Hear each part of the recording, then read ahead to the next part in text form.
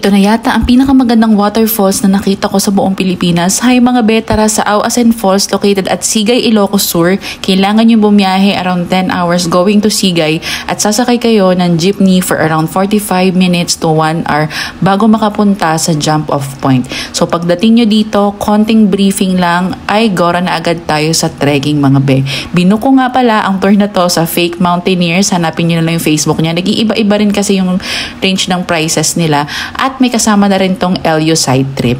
So yun mga be, 45 minutes to 1 hour lang daw ang trek going to Auasen. Yan, dadaan kayo ng mga palayan. So ready nyo na ang inyong mga sandals. Yan sandals ko ay from Sandogo. Link in the yellow basket. 7 years na sa akin yung mga be. Ang dami na niyang napuntahan na bundok and all. At ang saya kasi may tatawid kayo ng tulay. May mga river crossing.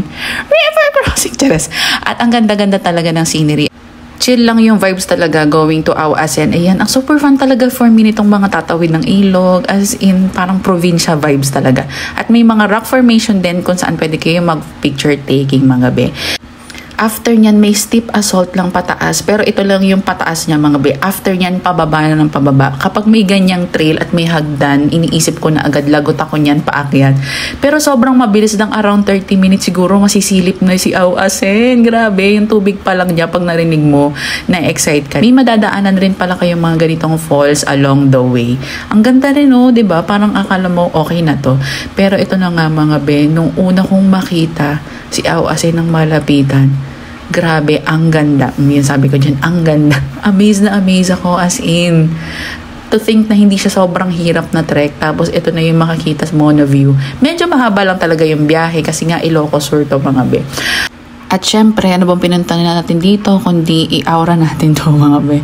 Sobrang ganda niya talaga for me. I think once in your lifetime, puntahan niyo to. Ito rin yung viral na walkway going to the falls. Green na green yung grass niya kasi daw laging nadidiligan ng tubig ng falls. Pero nung papunta na kami talaga dun sa falls mismo, wala naman nagsabi na bagyuhan pala dito. Sa Suya po ay tayo ay pinabagyo.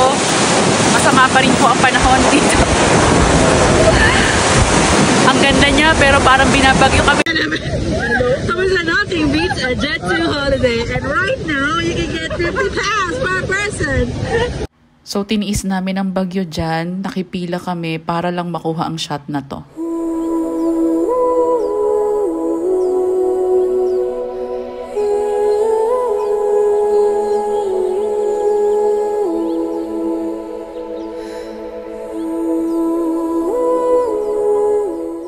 Sobrang ganda talaga mga be. At usually may mga drone shots to nakasama kaya lang din na kami nakapagpaganon dahil ang lakas nga masyado.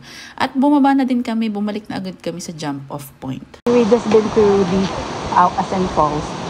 And ito na ang paakyat. Na kanina ay pababa. Dahil nga sobrang pababa yung kanina papunta ay paakyat na lahat ng trail mga be. Nakakapagod din yan. So dapat ready rin talaga yung mga legs nyo. At ayun na nga, bumalik na rin kami sa jump off. At syempre mas maputik na this time kasi napakadami ng dumaan dyan mga be. Tingnan nyo naman, parang chocolate yummy talaga. Buti na lang ang Sandogo ko ay trusted ko na talaga. Pwede nyo naman yan hugasan dito sa ilog. Yan, dito medyo kami tumambay, naligo-ligo pa kami dito. Ang saya-saya talaga mga be. So after namin magbanlaw, ayan na nga kasama dito sa package ang side trip to La Union. Nagbagnet tayo syempre, favorite ko yan. At dumaan din kami sa El Union Coffee. At ang in-order ko yung kanilang dirty horchata. Ganun pa rin yung lasa mga bayan, yung bestseller nila. So ang sarap pa rin talaga. And next stop naman, yung last stop namin ay sa grape farm kung saan pwede kayo mamitas ng grapes, tapos titimbangin, tapos yun yung babayaran nyo. Fun activity kasi wala naman ito masyado sa lungsod na mamimitas ka ng grapes. And ayun, mga more side trips, pasalubong, and